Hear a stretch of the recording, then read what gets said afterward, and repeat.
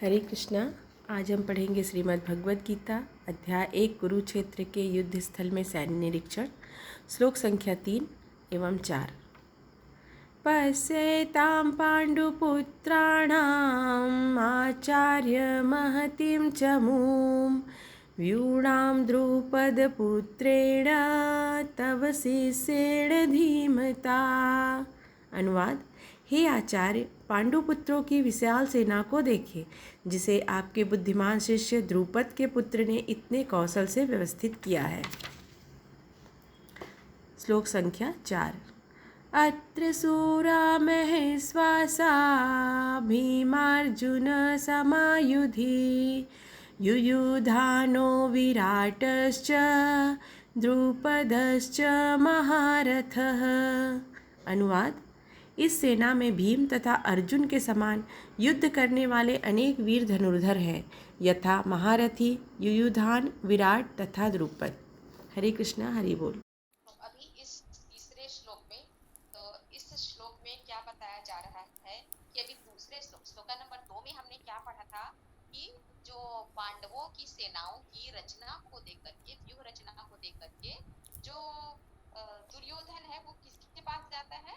अपने गुरु के पास जाता है ना, जो द्रोणाचार्य के पास जाता है और जा करके उनसे क्या कहता है ये अब इस तीसरे श्लोक में बता रहे हैं। तीसरे श्लोक बता रहे हैं कि क्या कर रहे हैं दुर्योधन जो अपने गुरु के पास जाते हैं और कहते हैं, हे आचार्य, पांडु पुत्रों की विशाल सेना को देखिए। तो उसके जब सेना को पूरी तरह से जो दुर्योधन है वो जा करके पहले वह स्वयं अच्छी तरह से देख करके आता है, उनकी सारी व्यूह रचना को फिर आकर के गुरु को बता दे कि देखिए इनकी पांडवों की विशाल सेना को देखिए, जिसे किसने व्यवस्थित किया है? आपके ही बुद्धिमान शिष्य द्रुपद के पुत्र ने इसे इतने कौशल से व्यवस्थित किया है। किसने व्यवस्थित किया है? जो आपका ही शिष्य है। कौन है उसका शिष्य? द्रोणाचार्य का एक शिष्य द्रुपद का पुत्र धृष्टद्युम्न है ना। तो उन्होंने क्या किया था? बहुत ही कुशलता के साथ व्यवस्थित किया है। ये जो है वह आकर के द्रोणाचार्य को बताता है और बता करके क्या इसके पीछे और क्या कह रहा है, क्या कहना चाह रहा है? उसके दोस्त दुर्योधन द्रोणाचार्य के क्या दोस्त, आपने क्या गलती की है, ये उनको बताना चाह रहा है कि देखिए आपने ही सिखाया था और अब आपके शिष्य आपके खिलाफ खड़े हैं। ये बताना जो है वह चाह रहा है दुर्योधन, जो ये बताना चाह रहा है। तो कैसे उसके खिलाफ खड़े हैं कि जो धृष्टद्युम्न है वो कौन है? वो है जो द्रुपद का पुत्र, द्रौपदी का भाई है ना। तो उसके पीछे जो द्रोणाचार्य और राजा द्रुपद के बीच कुछ राजनीतिक झगड़ा था है ना। तो ये बताया जा रहा है कि पहले इसके पीछे जो एक कहानी है कि जो द्रुपद और द्रोणाचार्य ये क्या थे? ये दोनों मित्र थे पहले है ना। एक बार एक समय में ये दोनों जो है वो मित्र रह चुके थे। तो जब द्रोणाचार्य जो क्योंकि वो कौन थे? द्रोणाचार्य जो ब्राह्मण थे। तो ब्राह्मण में किसी भी प्रकार का धन अर्जन करने की उस समय प्रवृत्ति नहीं होती थी द्वापर युग में।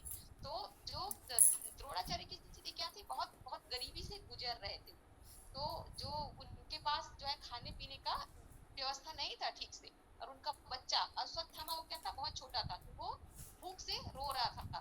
तो उनके पास अपने बच्चे को पिलाने के लिए दूध भी नहीं था।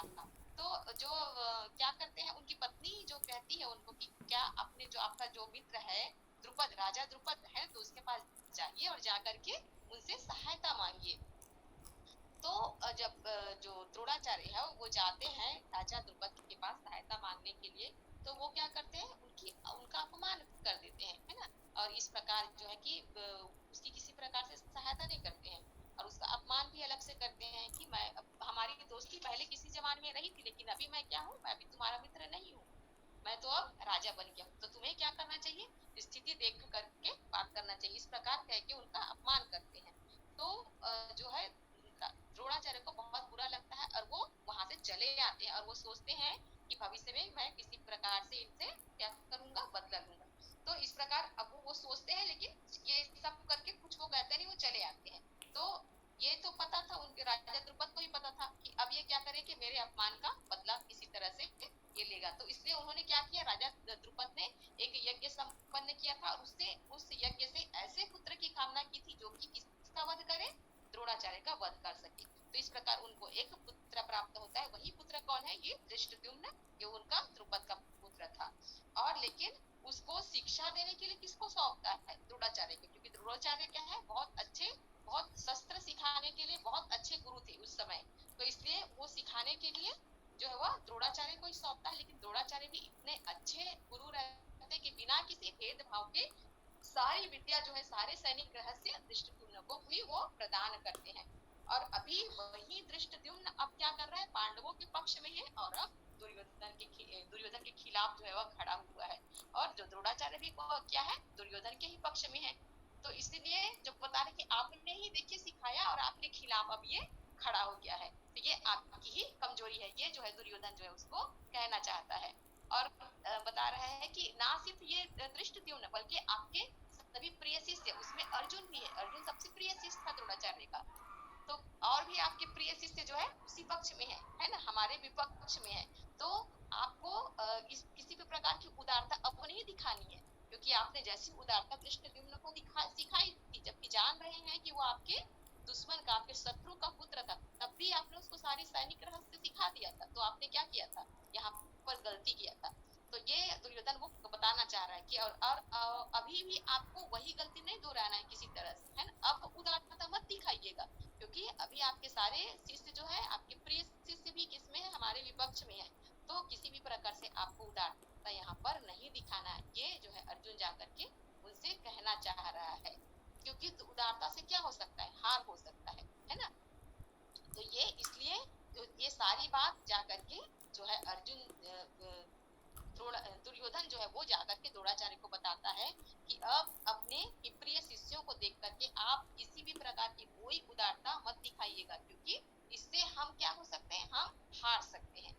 तो ये जो दुर्योधन का मनोभाव था, जो कि वो जाकर के द्रोणाचार्य के पास जाकर के प्रकट करता है कि हमें क्या करना है, युद्ध में जीतना है। तो अभी आपको किसी प्रकार की कोई दया, कोई करुणा, उदारता जो है वह नहीं दिखानी है। यहाँ पर आप उनके विपक्ष में है, वो हमारे शत्रु हैं, तो हमें विजय प्राप्त करने के लिए ही लड़ना है, ऐसा करके जाकर के वो अपने गुरु को कहता है। तो आप क्या करें, सजग रहें, इस युद्ध में सजग रहें, किसी भी प्रकार का कोई समझौता ना करें, भले ही आपके प्रिय शिष्य क्यों ना हो, लेकिन उनके तरफ आपको किसी भी प्रकार की कोई उदारता नहीं दिखानी है। आप ऐसा कार्य करें जिससे हम जीते, ना कि आपकी उदारता के कारण हमें हार हो जाए।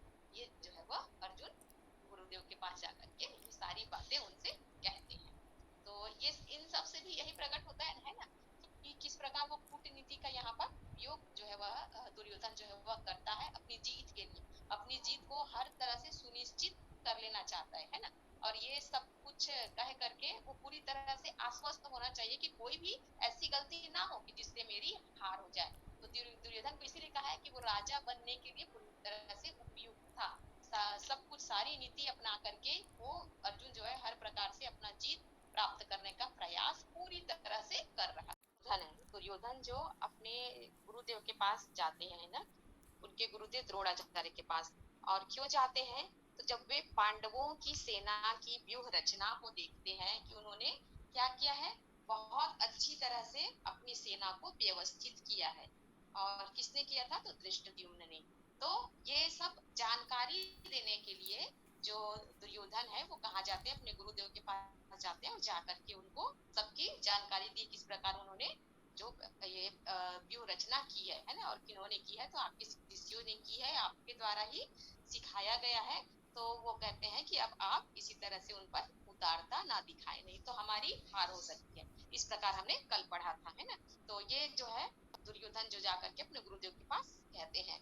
अब अभी जो इसमें उनकी सेनाओं के बारे में, पांडवों की जो सेना है ना, तो पांडवों की सारी सेना के बारे में जो है अपने गुरु को बताते हैं कि इस सेना में कौन कौन है। भीम तथा अर्जुन के समान युद्ध करने वाले अनेक वीर धनुर्धर हैं। अपने गुरुदेव को जाके बता रहे हैं, क्योंकि उनके गुरु कौन है, जो दुर्योधन की सेना के सेनापति हैं। तो इसलिए सेनापति को जाकर के पूरी स्थिति से अवगत करा रहे हैं कि उनकी सेना में कौन कौन है। तो बताते हैं कि अर्जुन और भीम के समान धनुर्धर है, क्योंकि जो अर्जुन सबसे उस समय दुनिया में सबसे अच्छे श्रेष्ठ धनुर्धर थे अर्जुन, तो इसलिए अर्जुन के समान कह के उनकी तुलना कर रहे हैं कि अर्जुन के समान भी श्रेष्ठ है, बहुत सारे धनुर्धर हैं। और कौन कौन है तो बताते हैं, महारथ की युयुधान है, विराट है तथा द्रुपद है ना। इस प्रकार इन सब के बारे में बताते हैं। और क्यों, क्योंकि जो दृष्टद्युम्न जो था, जो उन्होंने सेना को व्यवस्थित किया था, है ना, तो वो तो क्या थे, नहीं थे। ये बता रहे हैं कि युद्ध में धृष्टद्युम्न इतना बड़ा बाधक नहीं था, लेकिन और भी बहुत सारे ऐसे श्रेष्ठ वहां पर धनुर्धर थे, योद्धा थे, जो कि क्या थे, भीम और अर्जुन के समान थे, श्रेष्ठ थे, दुर्जेय थे। तो उन लोगों के बारे में अपने सेनापति को बताना जो है बहुत जरूरी था।